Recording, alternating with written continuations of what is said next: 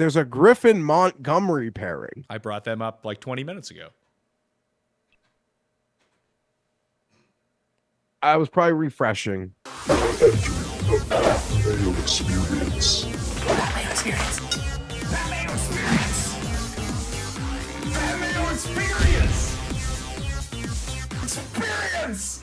Welcome to the Pat Mayo Experience, presented by Underdog Fantasy. Use code Mayo at Underdog Fantasy right now. Get yourself a match deposit of up to $100 and a lot of winners on Underdog entries over the weekend made up for Scheffler winning the Heritage and wiping out all of the outright bets at the RBC Heritage. The one I put out in the newsletter was a quick 4.5 to 1 winner. The UFL one, care of Run the Sims on Sunday, was a nice 6 to 1 winner. So Underdog Fantasy is where you want to be to avoid Scotty Scheffler, I suppose is the best way to do it. Kenny and Byron hit theirs. Byron's first week on the Fantasy Golf Degenerates. Boom!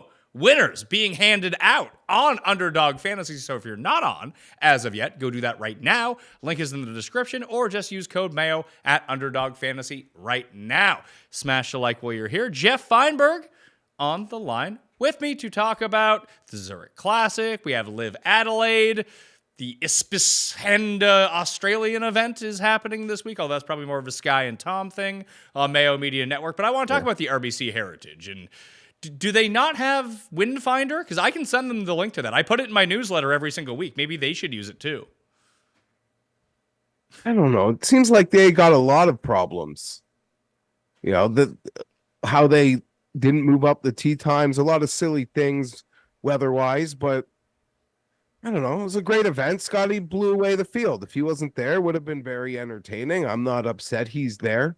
I'm not betting enough to not enjoy the greatness of it. I guess I didn't have Sahith like you did, but I've been there T2 behind Scotty before. A lot of us have.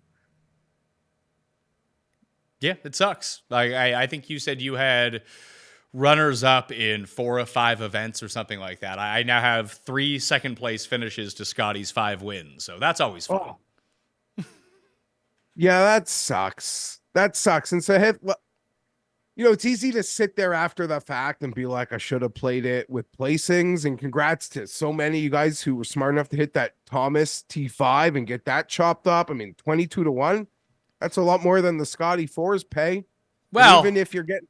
Yes and no, because you're not betting a Scotty 4 to 1 the same way that you would have bet the Thomas 90 to 1.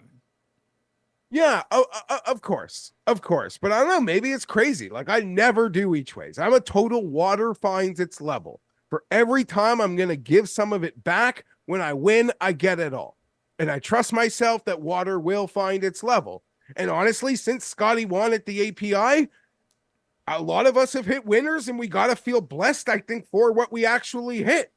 I don't know, got Jagger and Batya. And okay, that's thank God, really. But I don't mean that, I'm not even patting myself on the back. I just mean, thank God it came out of, this Scotty. I'm in the Scotty zone, is actually able to hit something through it. Or it could have been disaster, because I didn't hit really anything before it. So, it just, I don't know. Maybe it's got to just take a whole new approach. Have fun with, other markets. Well, really lean into having fun with other markets. Maybe for the first time ever, not to take away from us, but we do the show on Monday morning, they aren't the other markets. It's just outright, and that's what we do. And that's what I say it into the camera, and I'm a mental midget to not try to get something on it then. So I'm still gonna throw money at it. I think, but fuck, man, stupid. It's stupid. He's so good. Well, what we need is for what happens to all of us once we have our first child, and just we lose our mental capacities just a little bit, just a smidge. So hopefully we can continue to get these Scheffler numbers at the very top, and it pushes everyone down, but then he stops winning. That would be sort of the out that we're looking for here. And if you don't know what Geoff's talking about, I put out a hilarious bet on Twitter last night. I bet on Wyndham Clark during the delay at 2,500 to 1. There was a couple people who were triggered about this bet. They were like, just throwing money away. What do people care what I'm doing with my money? I don't understand it. I don't know. It wasn't a lot of money. No, it was $10. Yeah. I don't know. There's people doing a lot sillier things Go yell at my boy GRP throwing away, living in his mom's basement. I mean, if you live in your mom's basement, then you can most definitely probably afford the $10 to throw away. But the good thing that came out of that, which you had mentioned, was someone replied to me, because I wasn't even thinking about the top 10 or top 5 markets, that Thomas was 90-1 to come inside the top 5, and he was done. And he ended up hitting that top 5, and it was a 4-way split, so it was like 22.5 to 1. But that's a nice winner, and like that was a very plausible bet based on the same assumptions that I was going through at the time. Now, I was hoping they would get more golf in after the delay because the conditions were so bad when all these guys came back out. But everyone who finished up just started making bogeys, except for Straka, weirdly enough. He actually made 2 birdies during the terrible delay. But everyone else, especially like 17 and 18, were playing impossible. 18 especially, which leads us to maybe the worst decision that I've seen in some time. Cantlay hitting his drive on 18 when he doesn't have to, and then hitting his second shot on 18 when he doesn't have to, but then calling it a day. Like, if you're going to go that far, was it because Poston had stopped on the hole that he wasn't allowed to hit anymore, and they couldn't pass him in terms of grouping? Is it like in baseball, you can't pass the guy on the base paths? Like, I don't understand what the logic is there. If you're going to do the 2 shots into it anyway, why not finish up? Just put this on the pile of he is a psychopath. The evidence is mounting. It's mounting. Okay? Like white van, crazy. Crazy. This just right alongside of having your wedding the day after the Ryder Cup, being able to not give 100% to teammate nor spouse. Like, insane. Insane. Like, truly, like, mind-boggling. It was so weird. I was captivated by that. I thought about that way too much last night. Like, I was weirded out by it. But I'm telling you, it's just another brick on this guy being, like, truly insane. It felt like, and again, if it was because he wasn't able to pass Poston, then that actually makes a ton of sense. Because it felt like he was just trying to get off the course so he could get on a flight to get to New Orleans and just not worry about it. You know, Scotty's 5 shots ahead of you. You're not going to catch up to him. Yeah. If he felt like he'd get up and down for par at the time, he probably thought he was coming in second place, like in a big chop in second. I mean, it's a ton of money, elevated event. And I guess that would be the only thing that, like, when he got up there, he's like, oh God, like, I don't like the looks of this in these conditions. Let me come back and play it in the morning because this might be a $700,000 shot. Yeah. I don't understand it. Xander's finished. Like, maybe the wives wanted to go to, like, loved Hilton Head and wanted another night there. And they're like, no. They, like, organized it. Like, no, we want to do the extra night here. We'll leave in the morning. That was the plan. I have no clue. As for the Scotty thing, I don't just think it's the kid. Like, the kid isn't enough. The kid is not enough. It's the kid combined with what I've said before. And he's clearly, like, kind of let us know he seems like, and it's maybe he does not want to be an okay dad. He wants to be an outstanding father because it's very, buddy, Pat, one kid with, like, nannies and a night nurse. Like, it's like a 4 or 5-on-1 4-on-1, 3-on-1 coverage. Like, one kid it's a loaf of bread that cries and can't move. And he doesn't even have to be involved in that. But you get the feeling he's going to want to hold Meredith's hand at 3:30 in the morning while the baby's sucking her tit. He's going to want to be there. That's the only hope we have. Because if he just wanted to be an okay dad, we're still screwed. We're still screwed. Our only hope is he wants to be an all-in dad. It's the only thing we got. Okay. That's not where I thought you were going to end up going with that. Yeah, shout out good dad, Scotty Scheffler. Yeah, be the best dad you can. Maybe you'll start losing some golf tournaments. We'll see how that goes. Yeah, although karmically, he's probably that'll help him somehow. He'll end up winning these tournaments by 7 instead of 4. Yeah, but best golfer in the world gets baby swag. We loved baby swag when the mid golfer gets baby swag, because I'd look at it like, oh, he's over that 8-footer. He's got like a life of joy right now. make or miss, he gets to go home and that baby just looks him in the eye and doesn't care. And that, like, in my dumb brain, thinks that helps the lower end player maybe get over a hump. Baby swag. We're putting baby swag on the number one player in the world. I mean, it's a variable, so maybe it can go the other way. But I don't think it's good. Like, he's so, well, he makes like Ludwig look mediocre. It's like the greatest, Baldo called it the greatest swing he's ever seen.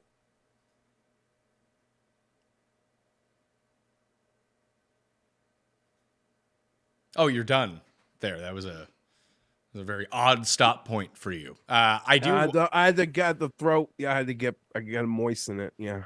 Yeah, shout out to Tom Hoagie. I was really hoping you'd birdie 18 and get yourself into that. As it turns out, he just needed a par, I think. But like, just two big things that killed me, because I had Hoagie and Thigala. They were somewhat in the mix. I was like, hey, if Scotty has it, and Scotty didn't have a great day, but it just turns out the conditions were a lot tougher than they had been the rest of the week. So yeah, if he can just go out and shoot a 66 or something, maybe that you could have a chance to win this. But Hoagie went bogey 17 18 to end Saturday, and that dropped him from second all the way down to sixth. And Thigala sputtered coming out of the gates. Like, they both bogeyed one to kick off the final round. But I'm pretty sure, I have to go back and look at this, because I know the final 2 days over the weekend it was like this. Thigala didn't birdie a par 5. Wild. Like, that's it. That's the difference right there. That's crazy, because some of them were pretty straightforward. There are only 3 of them, but they were pretty straightforward. And everyone, it felt like, got to them, except Cam Young, too. Yeah, he had a rough He go. didn't contend. You can just, whatever. But chalk Cam Young, like, you knew that, like, come on, he was due for something. I'm one of these duds who's like, well, maybe that'll like boost up the Quail Hollow odd that I won't be able to resist, because that's me. But that's for another time, another show. So hit right there. Like, he looks outstanding. I think he'll definitely win this summer. Cam Young or Thigala? Thigala. I'm more confident in Thigala doing that. Like, all signs point to this guy being on that. Okay. Like, obviously there's tiers to it, but at this point it's like, who are what is that group of like next level golfers behind Thigala? And behind Scotty, and I trust Thigala right now as much as like, this probably isn't even a hot take, like as much as a Spieth or JT. And JT, nice to see him playing well. Maybe something can flip there for him, but I trust Thigala as almost as much as any golfer that isn't Scotty Scheffler, like, to win a tournament at this moment. Which is tough, because he has one career win, and it was in Napa. But it's go ahead. No, just based on his form. But I'm one of those, like, not so much pedigree, but you feel it. Sure. But yeah, one career win. He's overvalued now. Yeah, no, and I've been betting him. I bet him at the Masters. I bet him this week, and just he continues to linger around these leaderboards. Top 10 Thigala is really the bet that you need to make every single week. Just kind of, hopefully, every time that Cam Young and Thigala play in the same tournament, you can just bet them both top 10, and it seems like one of them will inevitably come inside the top 10. Makes sense. Probably both. So Hoagie quintuple bogeys, number 18.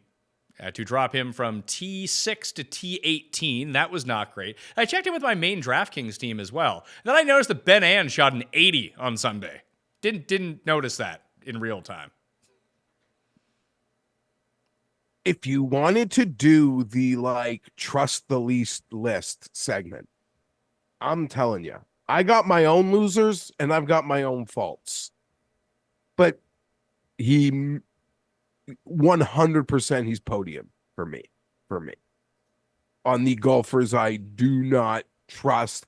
And he's at least getting priced in the mid-range now every week. Dude, couldn't trust him. Yeah, nothing. It's a tough scene for him out there. And he actually played really well. He couldn't make a putt to save his life. It was like Kitayama, because I had bet on Kitayama at 100-1. His ball striking, again, was awesome. I'm kind of worried about him and Morikawa run and train on everyone at Zurich, because Morikawa's putter has actually started to come around a little bit, and Kitayama's just pin-seeking every single hole. Get two cracks at those putts and 4-ball, and then all of a sudden you're looking good.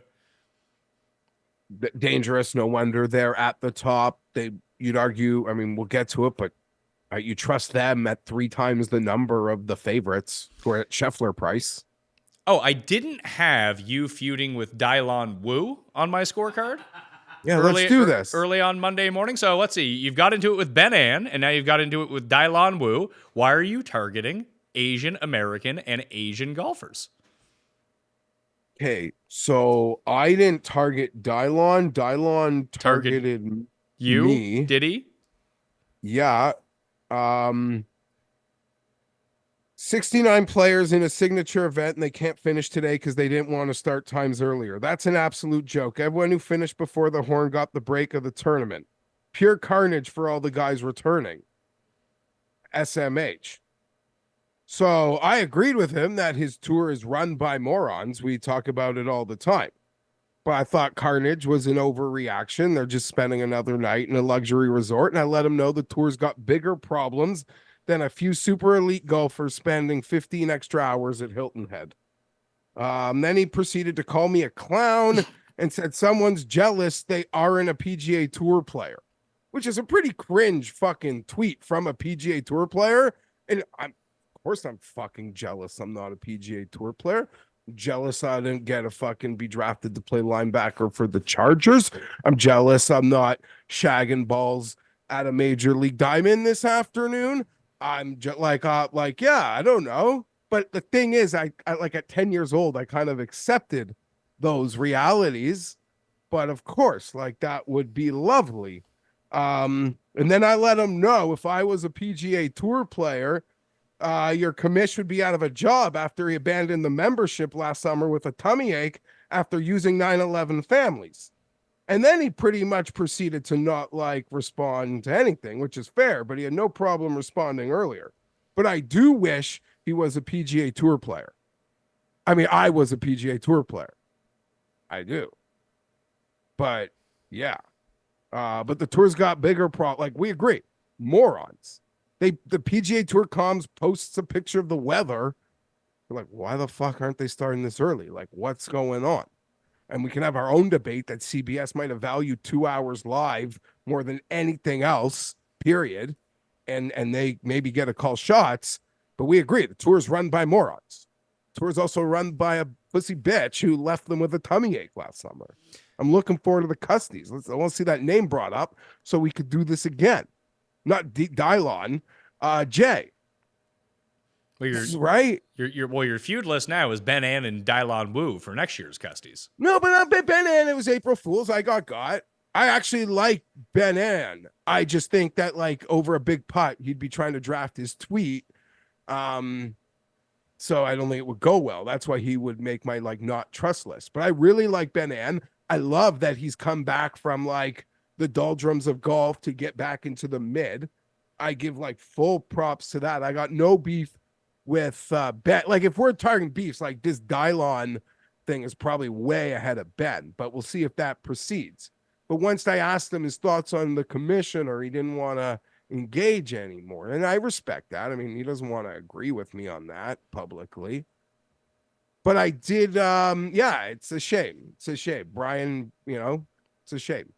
And at the Canadian Open, I called him Brandon. Jesus Christ.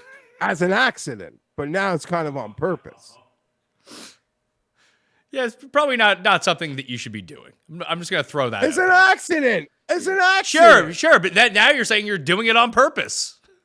Now I do. Now I am. Brandon got me. Hit me below the belt. Let me know that I wish I was a PGA Tour player. Fucking right, I wish. Are you kidding me? Not what I expected on a Monday morning. And it was Sunday night, Pat. Well, it's not Monday morning. Well, it seems like it's rattled you to the core. Here's the thing. No. Here's the thing. Let's keep talking about it because you're not mad. You want to make sure that everyone sees how not mad you are. No, that's not what I was going to say. I was mad, but I was mad about something else. And then he came back at me with that cringe tweet. And I don't want to get into what I was mad about, but I was mad about something else. Something else was really fucking pissing me off. Something else. Okay. It was really fucking pissing me off. And he came at me with that tweet. So I was just fucking mad. was like, yeah, of course I'm not a PGA Tour player. Like, of course I wish. But like, let's like settle down on carnage. Tour's got, we don't talk about carnage. We can talk about the Tour's carnage problems. It wasn't fucking 8 guys having to spend the night at Hilton Head and getting a month off, or they're getting to play their teammates in New Orleans this week. Paul? But no, I wasn't going to say I wasn't mad. I was fucking mad. So chalk it up. Dylon should be the early favorite. But as it pertains to the rival thing, it's got to be more of a prolonged thing. Like if this is just a one and done thing with Dylon, you're not a rival. You're not. If we like do this again, then yeah, maybe we'll have some. Maybe we'll have something that can hit the ballots. But that's a long time away, and I look forward to putting on my best and doing this year's awards. Paul? Can't wait until the Canadian Open when Jeff's at Hamilton GCC yelling, "Let's go, Brandon." No, I won't be there. I won't be there. I had to share that joke. I won't be there, but no, I'm good. You play the game. You put up all the Asians on tour. I'll go 90%. I mixed up the woos. It wasn't an Asian thing. It was a woo thing. Not C-woo. I mean the W-U. You like, I know I could spot them all. You want to play that card that an Asian is an Asian to me? I'm not buying it. I'm not buying it because I'd pass any test on the PGA Tour faces. All of them. But it was the specific guys with the exact last name that I mixed up in my moment. And that was that crazy day when, shit hit the fan with LIV. And that was like either right before or after we had Ogilvy was chatting with us, and I was like the only person asking him good questions, like, did anyone in the room call Monahan a hypocrite? And he's like, yeah, things got intense. So that was a fun day. And I don't think I'm going out to Hamilton this year, maybe a practice round, but to like relive what I can't like recreate last year in my experience. So I don't want to like, it just feel like such a below thing for me, just personally, that I want to recreate it. Like, I was a spoiled bitch last year. Like I was like everywhere. And I just go to Hamilton. I wouldn't even bug them for press. Like I just go as a fan. 'Cause that's what I am. And last year was too good. I don't think I'm going to Hamilton this year. Maybe it was just a Twitter golf bubble type thing that I kept seeing, like everyone going crazy about Nelly winning her 5th tournament in a row as well. This time it being a major. Took down your Brooke Henderson 30-1 ticket, unfortunately. So you ran into Scotty Scheffler basically on both tours this week. But there was like a lot about, I saw someone make the comment, I think it was even Nelly, about getting like better TV spots, more prime time, all of this. Isn't it an issue that you're going head to head and you play tournaments at exactly the same time as the men? Like, wouldn't it be easier to like adjust your schedule so it's not Thursday, Friday, Saturday, Sunday, completely competing with the PGA Tour? Exactly. I mean, that is a great point. And I don't know why that's the elephant in the room that they wouldn't want to, put up there. But yeah, I think if, we saw it in women's basketball, they play the women's games, at least down the stretch, on different nights. They give them the whole platform. I know the WNBA is on a weird timeline, but I don't think they would go head to head with Lakers Celtics or something good happening, let alone an elevated event. So you're absolutely right, Pat. And I never even thought about that. You can't, I mean, it is what it is, but you can't, that's the problem. And there's too much golf on TV anyway. It's too much golf on TV, and you can't blame, I don't know, maybe it's an unfair statement, but you can't blame even the women for wanting, like, if they're given a choice, they're probably going to watch the men, whether that's fair or not. It's just what it is. Yeah. It sets the women back. Yeah, no, absolutely. Like if both things are going on concurrently, it's no different than when LIV went head to head with Valero at Doral. Like I like Doral. I would have been very invested in LIV, and I did put it on a second screen, but I was more interested in what Akshay versus Denny was up to on the PGA Tour. It's just how I'm wired. And I think that most, even if that's good or bad, maybe the better golf was in the other place, and this is the one that I was watching, but I'm just conditioned to watch it that way on a Sunday. And I think that's sort of the advantage that the PGA has TV-wise over everyone, is that if you're going to put other golf up against the PGA, people are inherently going to watch the PGA Tour. And they've kind of made themselves like their 60 Minutes on Sunday. It's appointment television. And yeah, you might want to watch LIV, but the PGA is just right. Like, I don't know. You're right. And the LIV, they kind of went away from it because this year it seems like they've picked on some better PGA events to go head to head with.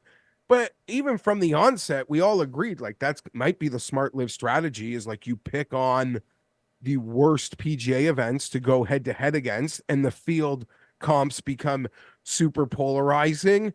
And those are the events that you pick on. And it seemed like they did that a lot in their first year, it seemed like they did that a little less this year. But yeah, you go up against, well, at least PGA is playing like a real form of team golf, not like the fake team golf that LIV plays. But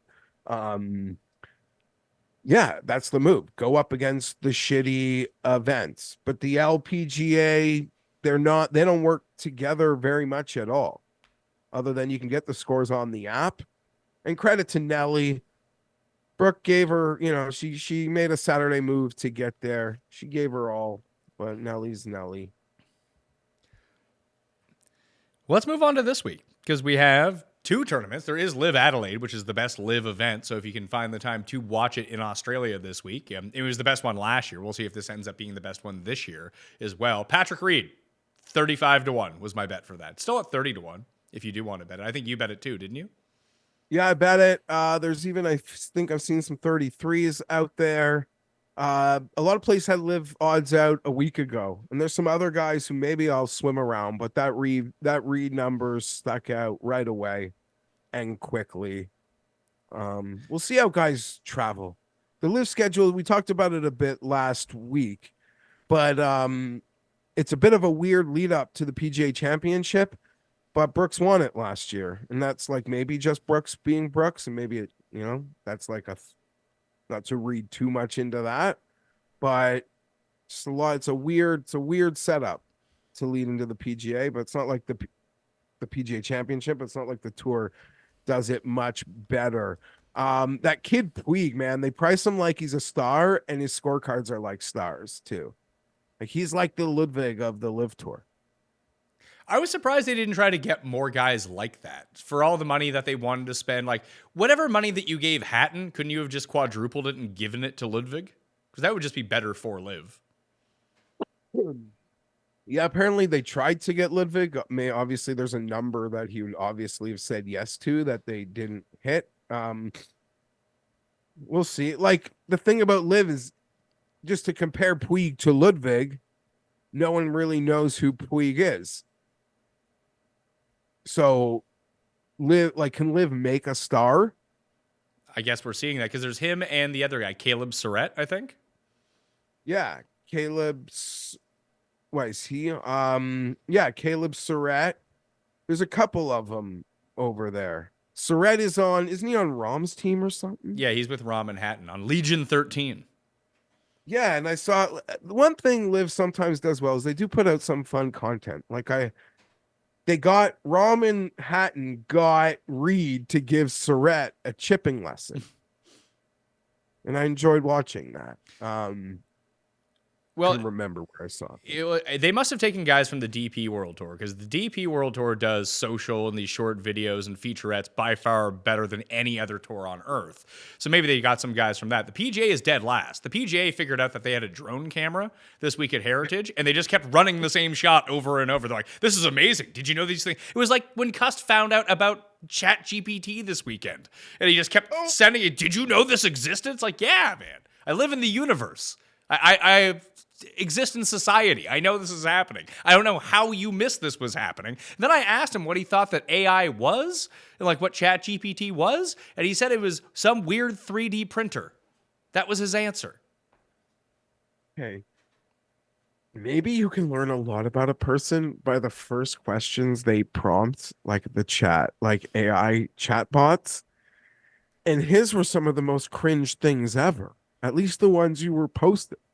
He was just trying to get AI to confirm his insane takes on like chicken wing sauces or something. He was. Like, what a weirdo. And then he asked it to write him a poem about Diet Coke in the words of T.S. Eliot, which it did. That's what it was. I was laughing so loud. The kids were going to bed. I got the dogs riled up because I laughed so loud. My wife got mad. Thanks, Tim. Oh, that killed me. I love him. Love him.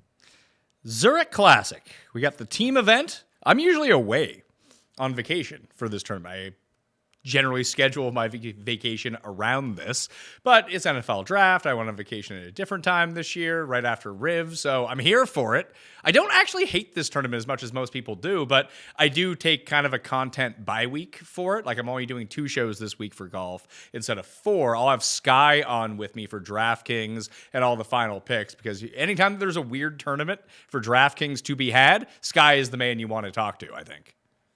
Yeah, Sky's the best. He really, like, there's few like top shelf. It's top shelf. Not many on the top shelf. Sky's on the top shelf. As for this event, yeah, it's always a bit of a content buy. I would always piggyback it, champion it, but I made a vow that I wouldn't do that this year. Doesn't mean I'm not going to bet it. Doesn't mean I don't enjoy it a bit, because I do think they do too many things. There's too many weeks. If they want to run a tour that's going to play as much as this fucking circus is, then they could do whatever they want way more fucking often. But because they took away match play, I'm not, and this doesn't mean anything to anybody but just myself. They took away match play, so I'm not gonna fucking glad hand their other change of paces. See what they should. But if you left me my match play, I would glad hand everything else you did to change up the pace. But you can run all these weeks, you can't go fucking match play. Shame on you. Shame on you. I can't resist a few pairings, though. What they should do for this tournament, since match play is gone, is combine match play into this and steal LIV's format for their tour championship, where there's actually teams of 3. I know that LIV does it in teams of 4, but they could do it in teams of 3. And what you would have to do is that there's like alternating whatever it might be, that one of your guys has to play as a solo against one of the other team's guys in terms of match play, and then the 2 play as a team against the team of 2 on the other team, but with the provision that you have to rotate your solo guy for each of the rounds. Then that's fun. Oh, yeah. Like, get crazy. Get crazy. But, they think their fans are too stupid for anything. That's also a conclusion I've come up with over the years at the PGA Tour. That they think their fans are dumber than NASCAR fans. So to think that they would put any sort of intricate thing into an event, no chance. No chance. You're too stupid. I watched a bunch of the previous events because there's just some years that I feel like I've missed of this tournament.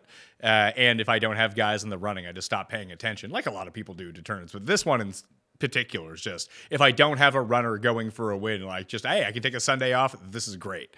But I went and it just kind of flipped through. I was watching all the YouTube highlights, and then it flipped back to 2021. And do you remember what the playoff was that year and some of the names at the top of this leaderboard? I think this is where LIV did all their drafting. Leishman and Cam Smith won. They beat Louis and Charles in a playoff. Uline came in 3rd. I think these guys were like, we're good at team events. We better go to LIV. It's going to be great for us. Yeah, my memory of this is that event happened in the run of events where Louis went OB late in every big tournament he was contending in, including a PGA championship. It was a string of a month. It was the U.S. Open at Torrey Pines when he hooked it left on 17. Yeah. So that was that. But yeah, they Louis, I think, went OB or something late in that. He did. Event. He went OB in the playoff off the tee, which was funny because Cam Smith got himself into that playoff, and in the first leg of the FedEx Cup playoffs at Liberty the year before, it was Cam Smith who went OB off the tee against Finau in that playoff to clinch us that Finau win. I like how they give the belts. My memory of this tournament is still the first one, right? With the Scott Brown or Kisner versus Blixt and those guys. That's my first. Everything else sort of after that is a bit of a blur because I've never had any success here. And like you, weather's getting nice. Unless I've got a hard runner, like it's just out of sight, out of mind. I was away I was doing putt last year during this sucker. Totally forgot about that. So here are the seven winners of this event and the odds range that they come into. So the one that you mentioned was one of the biggest hits that I've had in the past decade or so. Cam Smith and Jonas Blixt at 100-1 knocked off Scott Brown and Kevin Kisner in that playoff because I can't remember if it was stupid Scott Brown or if it was Kisner who chipped in on 18 to force the playoff itself, and I was just tilting my face off. But anyway, they won at 100-1. Horschel and Piercy won the next year together at 65-1.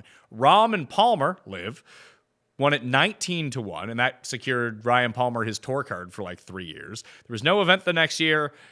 Leishman and Cam Smith won at 20 under at 13-1. Xander and Cantlay win at 29-1 at 12-1. And then Nick Hardy and Davis Riley won at 66-1 a year ago. So it's been outside of the long shot the first year, it's been either that like secondary mid-range, that like 50 to 70 range, or the very top of the board at this event. Yeah. Seems like it there. I'll tell you, once you get past a point here, Pat, the teams are like 60-1 feel like the same as the teams like 200-1. I mean that. Yeah, so like what really is the difference between Harry Hall and Justin Lauer, who are 80-1, and the team that we bet on, the Cooney brothers, at 200-1. Yeah, and I bet that literally just, for brand, I saw that. Maybe there's like a fun storyline. Like, it's almost FOMO because of you and how you'll tweet through it if it was happening.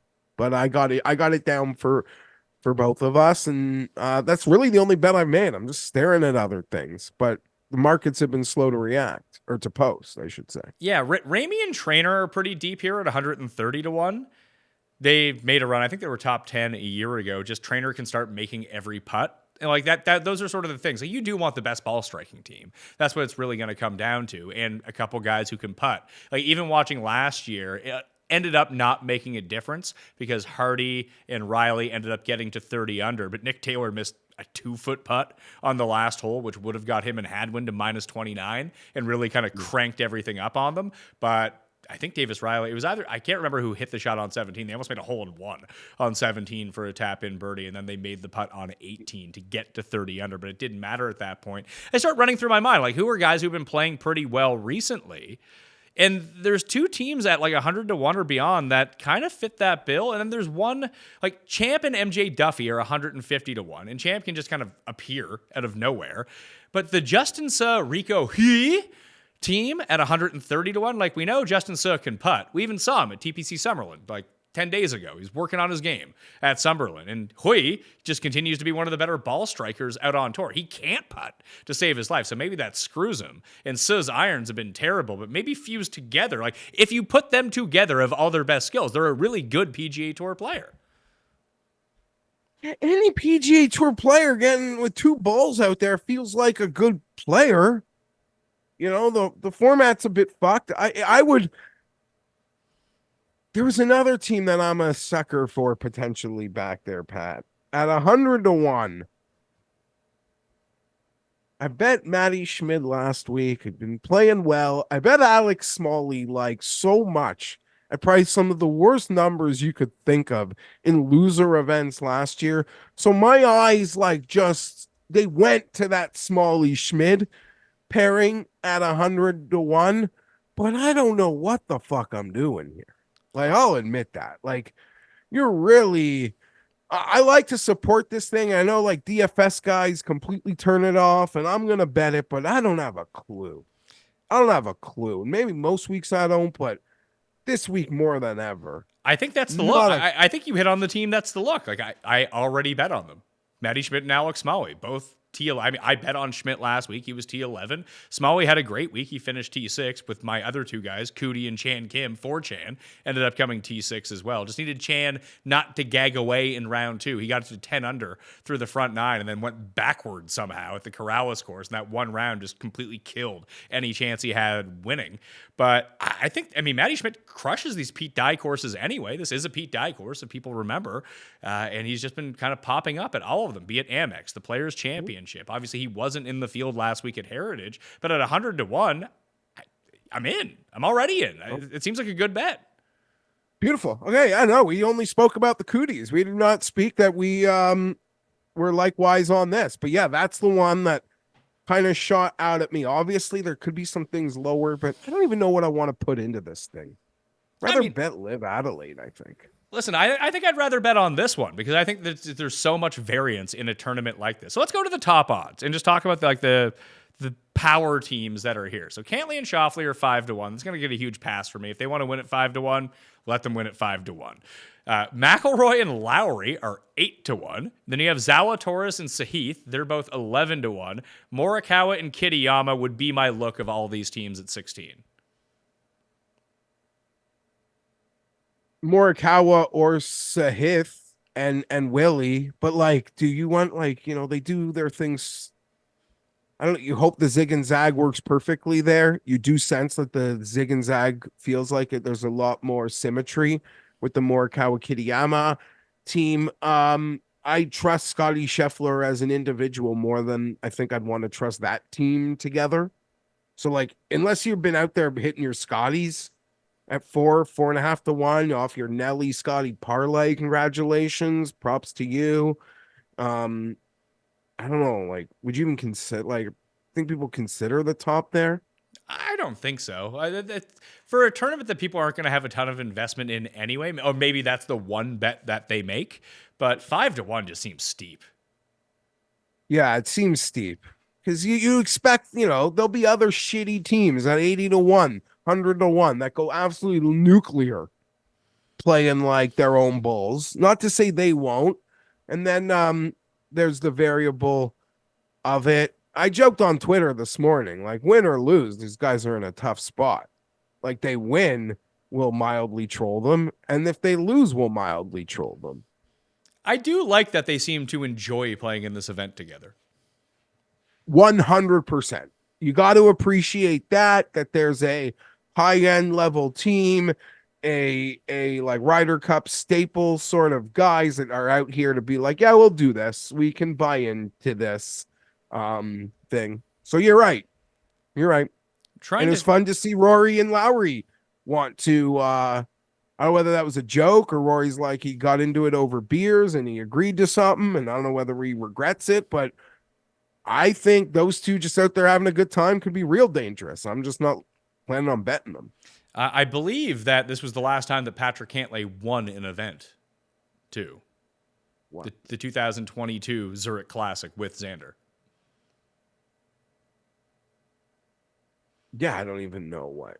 Because Xander went on a bit of a heater after this. He won the Zurich, and then he won the Travelers and Genesis Scottish in back-to-back weeks, and then he hasn't won since then. Bunch of top 5 finishes for him.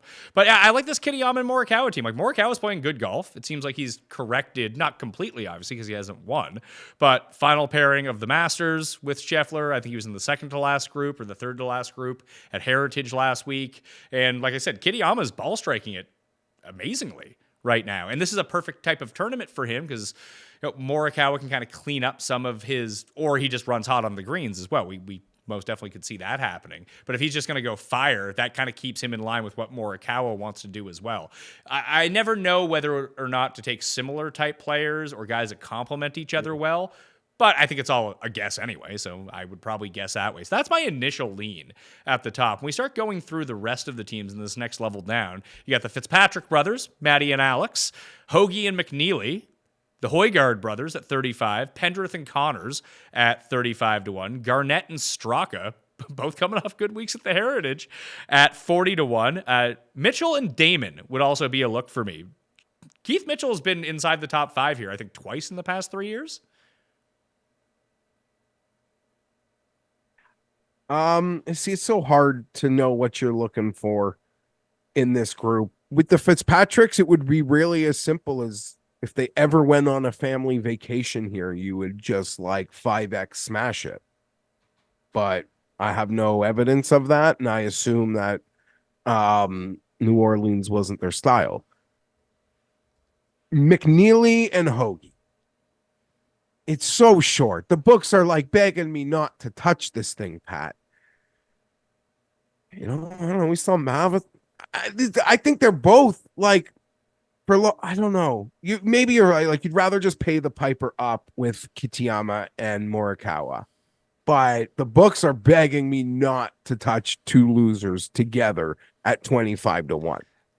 Like, why would these jabronis be 25-1? I guess I want them though. Yeah, Hoagie's approach play has slipped over the past few weeks after he was riding so high. Like, the reason that he was up on the leaderboard so highly going into the weekend at Heritage is because he was making every single putt. It felt like JT Poston was making every single putt, but in reality, it was Hoagie through 2 rounds. I think he was 6.5 strokes game putting through 2 rounds, and then it just kind of went away from him. Now, his biggest deficiency, chipping, is what Matt McNeely does the best, and Matt McNeely's irons are terrible, and generally speaking, Hoagie's irons are really good. So maybe that could be a compliment for them in the best ball round, but an alternate shot, things could get real wonky very quickly. Because then if Mav is hitting approaches and not hitting them well, then you have to have Hoagie to chip, and then it's a complete disaster. So I could see how that goes wrong. And given the same like relative price range for a lot of these guys, I think I'd rather just go with the Højgaards instead. Yeah, brother. If there's a brothers prop, I'd take the brothers Højgaards at plus money over brothers Fitzpatrick. Outright win, that'd be fun. Wow. You know, they've probably done it. That's the thing. They've probably done it so many times. Whereas I don't actually know how many times that the Fitzpatrick brothers have ever played together. It's kind of like the Cooties. Well, you know the Cooties have played team golf together a bunch. Sorry, the Cooties. Yeah, and that's not to say that Fitzpatrick's haven't, but we're just blindly going on their age is so far apart that they probably weren't put in these like natural situations via high school or other things. Yeah. Oh, boys. And to take a right turn, do you think Mac Hughes feels left out? He didn't get like he was. Well, even Ben, maybe he didn't want to play. I mean, Ben Silverman was available for him to be another Canadian pair, but Ben Silverman ended up with someone else. Yeah. And if Hadwin and Taylor win, then Hadwin gets probably, Mike Weir will be like, I'll put them on the President's Cup. I mean, Hadwin. Taylor's probably already on the President's Cup. I also don't like that at the moment. I think Hadwin is ahead of Corey Connors by 1 point for the second Olympic spot.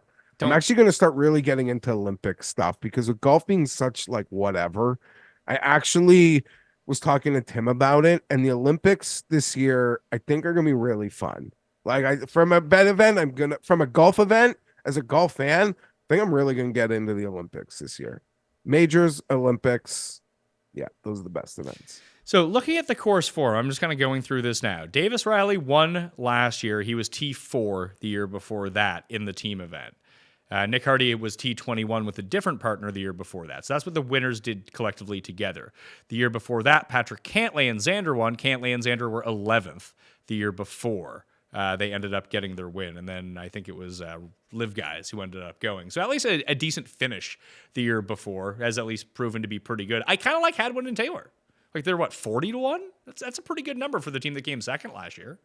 And are playing good golf. It does seem like it's a very, you could, in the way that like Hoagie and Mav, you feel like can get all over the map. That one feels like a very clean team. Like I like it. Like I don't know. And we're just fucking guessing, doing my best. And I'll make my loser bets. Don't worry. But yeah, no, that's a team I kind of want to blindly have a bit of faith in and feel like I can. And you mentioned the history. And even just behind them, I might be a sucker. I don't know why. Dietrich. Like, buddy, no. Although that's another team. Like, and just looking at the team's pre-prices, that's one that could be a bit of a firecracker. I like the ceiling there.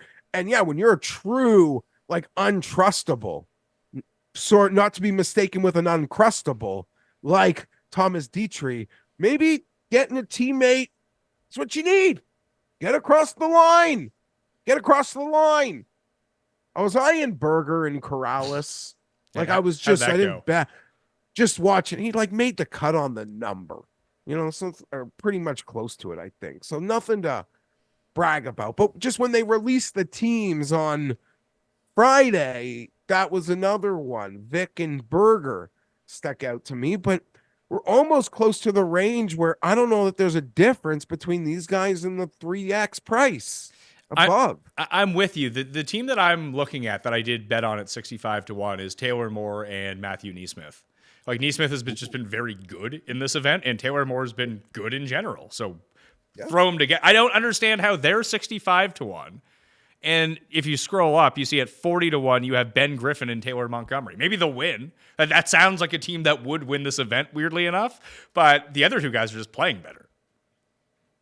Yeah, and I think we could see some pricing that's kind of all over the place, or as we started recording, only one place had prices up, so I can't even like grid out what someone else might post. But it's you probably expect a lot of copy and paste in the pricings, but it's a hard one, I think, for the books to price. And to your point, maybe that's why you just pepper the back because of the variance. Like that's not a dumb idea, although there are tempting ones like you mentioned, Kitty and Colin. But you could play Kitty and Colin and just throw a couple behind, like at least a small handful behind them. Oh, here we go. In real time, I'm just seeing it. Taylor Moore and Matthew Neesmith, 365 just released their odds. They're 75-1 there, even better. Yeah, what's Maddie and Smalley there? I'm trying to find them now. Now you see Merritt and Streb are 200-1. Strenger and Dumont de Charlet are 175. The Cooties open at 150 at that book. And you could still play placings here, obviously, right? Yeah, so I played the 75-1 with the top five. So Smalley and Schmidt are 90-1. I'll probably play that with the top five as well. Boom, 90-1 in. I'd rather play the placings here, just because. Yeah, no, and I don't think placing you only want to go solo on placings, but you trust a couple. Whoa, Pat. It just caught a big discrepancy. Is it the Højgaards? Yeah. So if you want that. The Højgaards are 18-1 at 365 and 35-1 at DraftKings. See, it's like I don't know if I want to bet the Højgaards, and I don't just want to bet them because they're double a like, do you know what I mean? That's like where my head is spinning right now. Yeah, I'm not going to bet them either way, but my whole point earlier was that I'd rather bet them over the Fitzpatricks at a higher number. Yeah. Wow, that's a big discrepancy. If you liked Højgaard, hopefully you played it. But it's hard to know what's good, what's bad when only one shop is posted, and sometimes that shop is known for like squeezing the top harder than everyone else. You don't want to squeeze the top too hard. That could get painful. No, none of that. So Hadwin and Taylor are 35 here. I think that's where I'm leaning, them or Damon and Mitchell. So Hadwin, Taylor. I'll probably not. You know what? Do I want to bet Morikawa and Kitayama? I don't know that I am, but I could see why, like from the high-end pairings, there's this Morikawa's putter, Kitayama's not. Like I see how it, like there's a clean flow there, a nice landing strip, but I don't know. I'll just be jealous of the winners. I suppose.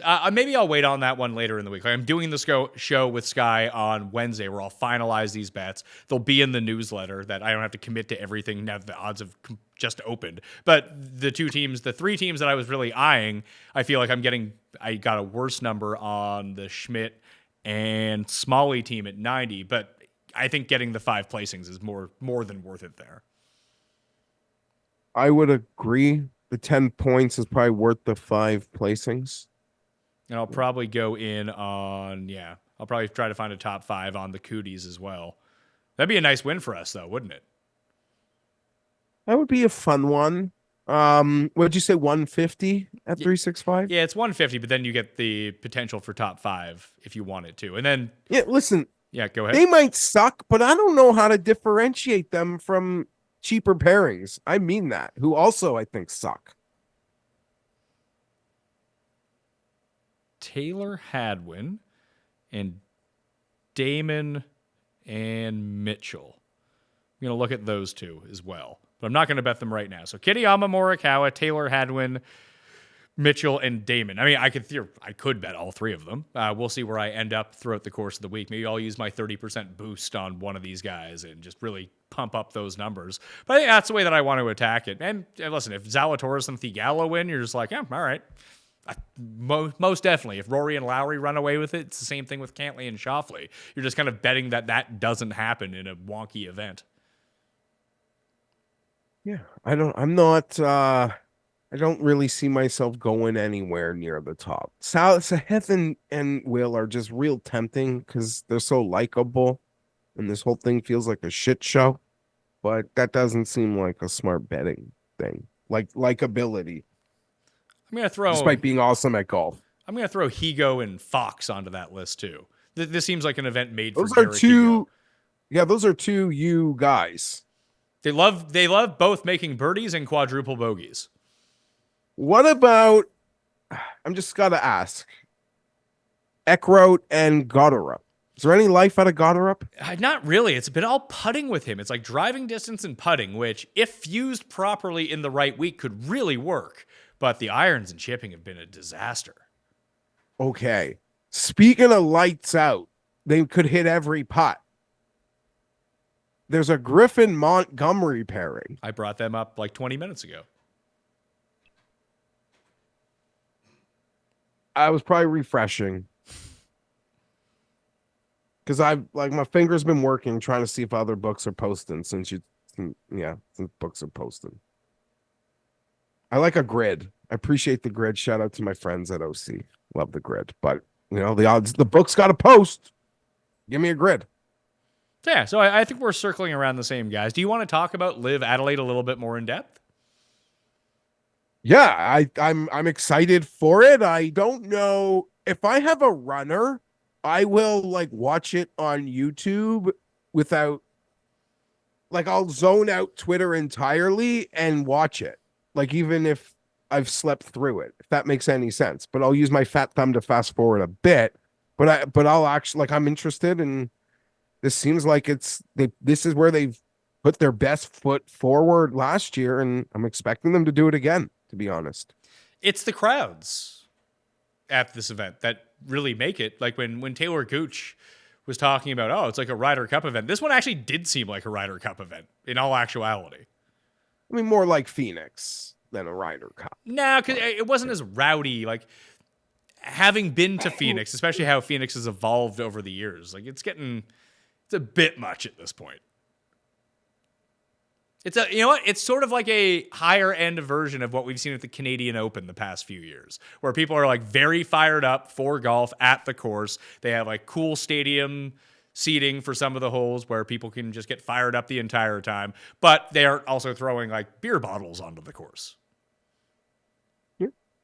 Decent comp. Yeah, no, they put their best foot forward. This is one, I'm sure the bots will be firing, but the pictures will actually be lovely. I'm fully expecting it, and it's a great course. They will do it right in top end field. So they have me.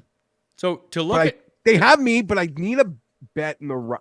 They have me, but I still kind of need a bet running for me to give it to them. That makes sense. Yeah, LIV is, although the fields are better than a lot of these second tier PGA events, you do treat them like the second tier and third tier PGA events, where if Chan Kim had really made a run, or Parker Coody had really made a run at Corrales, I would have watched a bunch of Corrales. But they didn't, so I didn't watch it. Yeah. Or if you tell me these two great guys are at the 16th hole and it's one shot or tied, then you can get me. But until then, it's last 3 minutes of the NBA game.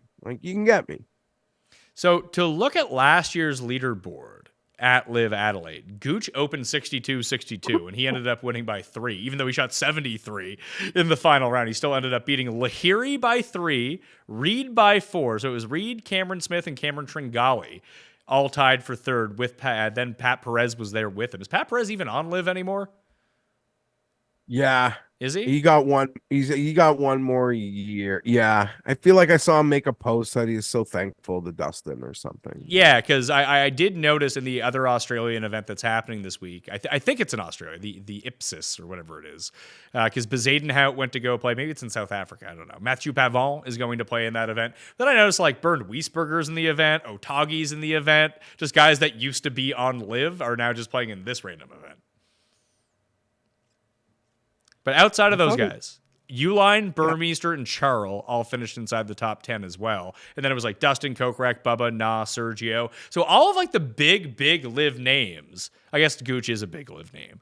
But like Reed, Cameron Smith, like that type of player did really well here. Like the ones that you would expect to do well at the RSM Classic did really well here. Whereas Dustin and Sergio and Brooks, like they finished T11 or T25. Like they weren't really in contention at this tournament.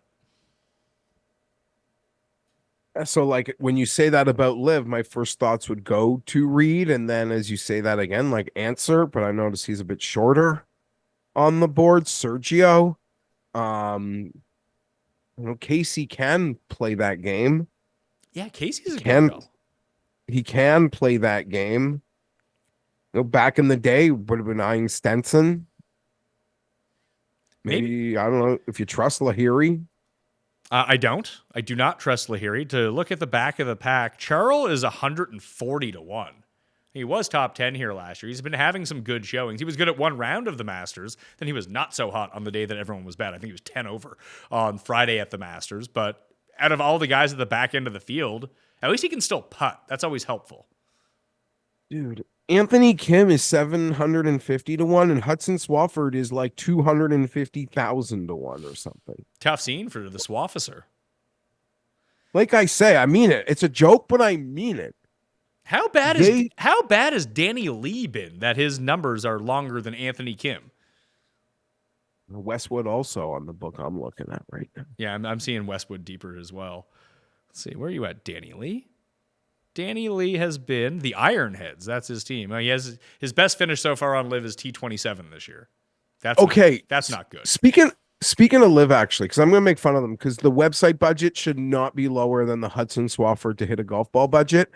But I did see they made a lot of like front office hires, like organizational hires that I read up on that seemed like they had fancy job titles, and they all seemed like they came from like really big companies. Now, that doesn't mean they're good. You could suck at a big company, but have it on your resume, and it helps you get a soft landing at other places. But it did seem like they, I don't know, we're actually hiring people to do real jobs to maybe facilitate the things we tell them they need to like do better. Mate, I mean, that's plausible. But I don't know. It just feels like it's like a retirement fund. It feels like for both the golfers and a lot of these people. There's like, oh, yeah, I'll take, if you're some executive, I'll take $20 million to come on the LIV board, try to update your website, no problem. That's sort of the vibe that you get from them. Maybe that's not the case, but at least that's the optics of it. It's the vibe. And every time John Rahm opens his mouth, you just feel like, well, he's only saying that because he was paid. Is he just saying some dumb things these days? But he also kind of pushes back the other way as well, where he's just like, yeah, we should move to 72 holes. But why wouldn't we? Yeah, love that. I do love that. You can tell he made some comment about like golf in Australia and doesn't realize like how many great players. Like Spieth went there for like 2 or 3 years. Rory's gone and won there. You could have gone there, buddy. They just didn't pay you to go there. You could have gone there plenty. Well, you were on the PGA Tour. Because he used to always, but that's sort of like a pilgrimage for Australian players to go. You say Spieth. Yes, Spieth did go and do it. Who was it who did it?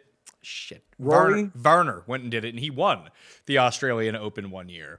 But Rahm would always do that for the Spanish events on the DP World Tour during like the off season. So while certain guys went and did this, like Max Homa went and played in South Africa after the Ryder Cup last year, Rahm was sort of always obligated to play that 2-event swing in September, October in Spain on the DP World Tour, which he always did. And that's credit to him for doing it. But don't make it like there was no opportunity to do what you're saying there was no opportunity to do when your peers did it and did it successfully. A lot of them. So that's all. That's all. Like you can't play blunt. Like it's just like how dumb. Like you can't say these things that like can't be that stupid. To, like you can't assume we're that stupid. And I admit I'm stupid, but I'm not that stupid. Hatton is 11. Yeah, played well at the Masters. You mentioned the course. Like he's probably the highest end golfer of that. Yeah, of that type. Cam Smith is the highest end guy of that type. Yeah. Yeah. Maybe Cam will answer the bell here. What was he? Cam Smith? Yeah. Yeah. I mean, super chalky, right? He's 10-1. And you could probably get him enhanced a little bit higher if you wanted to. Let's see here. Do they have enhancements on the LIV tournament? Oh, yeah, there it is. You can enhance him up to 11-1. Yeah, I mean, of the high end, I'd rather pivot to him than maybe trying like a Rahm or Neiman. Maybe that's just like fanboying and how it would be fun in Australia and be a fun thing to bet behind. And I like Cam. So yeah, the like ultra high end, he would be my guy. And we mentioned Reed, Casey or Answer. I think if I'm just blindly betting into what it played like a year ago, but I have no clue what Answer does. I don't even think he contends there. What's my retired friend Thomas Peters pay these days? Yeah, he's like 100 and something to 1. Answer won LIV Hong Kong, by the way, like a month ago. That might be the play. I remember because I bet on Cam Smith at 20-1. He beat Cam Smith in a playoff. Oh yeah. Yeah, it was fun. Apologies. Yeah, no, I've always was a fan of Abe. I liked him in that mid tier on tour. He's in the mid tier in another tour. I don't know if Varner's had a pulse at all, but Varner just finished T21 at Doral. So I think I'm going to go with Louis, Reed, and Charles will be my 3 LIV guys this week. And I'll play the Charles 140 with the top 5 as well. And I'm open to be talked into someone else. Thomas Peters was T9 at Doral. Yeah, he was okay. Did suit him. I did bet him at like 150-1, I think. Do you secretly bet Thomas Peters every week? Not every week, but Doral for sure. Like, I don't know. If you tell me this is like just a smaller course, I'm not betting Thomas Peters to unretire going to Australia. No, I'm not. Yeah, Louis. Yeah, he's probably the prototype guy, but I'm in on Reed. I'll play in the mid. In the shot makers. That's who I'm going to bet. I'm excited to bet it. Puig is just, I want to get in on that, but can't. Yeah, I can only have one low-priced stud that I pay triple taxes for. Yeah, it feels like one of those things where we're going to feel really stupid when he wins at like a pretty decent number, and then he ends up going into like the Neiman zone where he just reels off 3 LIV wins in a row. You're like, fuck, I really should have been on this at the ground floor. But it's hard to do with David Puig versus some of the other big names that you see right around his price. Yeah, that's my exact thoughts. But you're right. When he triple pumps Paul Casey, I'll feel stupid. Well, it's very akin to what you mentioned about Hoagie and McNeely earlier, where you just look at the number, you're like, I can't do that. I just can't do it. Mm-hmm. So that's where we're at with that. Louis was bad here last year, it looks like. Where's Louis? Lewis. He's T11. It's not so bad. Yeah, it's 6,946 yards is this course. Par 72. The Grange Golf Club. And then it's right into Singapore. Like they're not lollygagging a week. No, but then they have 2 weeks or a week off before the PGA Championship. Yeah, but we're not going to see any of the good players golf again on the real tour till Quail Hollow, which is the week before the PGA Championship. Oh yeah, I don't remember if this is whatever. Who cares? Boring. I don't remember if Wells Fargo's done or this is the last one. But that'll be weird. Be like Honda. I believe that this is the final Wells Fargo Championship. I think. Don't quote me. It is. Yeah, it's still called the Wells Fargo for this year. But people might play the CJ Cup Byron Nelson as well because the Texas guys just play in the Texas events a lot of the time. Well, every South Korean will be playing if it's CJ Cup. It is CJ Cup. I mean, KH Lee, 3 in a row. It's not 3 in a row, is it? Did he win? Did he not win that last year? No, I think there was a break. Oh. No, Jason Day won last year at Byron Nelson. He beat KH Lee. No, KH Lee won the 2 years before. Sung Kang won before that as well at the Byron Nelson. Hey, listen, I pulled off a Texas double, so we're going back to Texas. I'm excited about it. It's like that year all the Aussies won all of the 4 Texas events. It's going to be trying like you this year. You got and maybe it's all like the mid-card jabronis we love. Maybe Hoagie. Hoagie at Colonial is the bet. There we go. We got to spin that wheel of losers hard next week. Looking forward to it. Noren? I would hope my wheel didn't land on him, but I'd accept my fate. All right, let's get to the quick picks for Zurich and LIV. So for LIV, I'm going Reed 35, Louis 22, and Charles 140 with the top 5 placings. For Zurich, I have the Cooties in at 200, but I might play the 150 with the each way or try to find a top 5 on them somewhere. But I'm in at 200 on their win. I got Smalley and Schmidt 90-1 with 5 places, Moore and Neesmith 75-1 with 5 places, and I'm circling the drains on Kitayama and Morikawa, Hadwin and Taylor, Mitchell and Damon, Higo and Fox. We'll see if any of that comes up. I'll have it in the newsletter.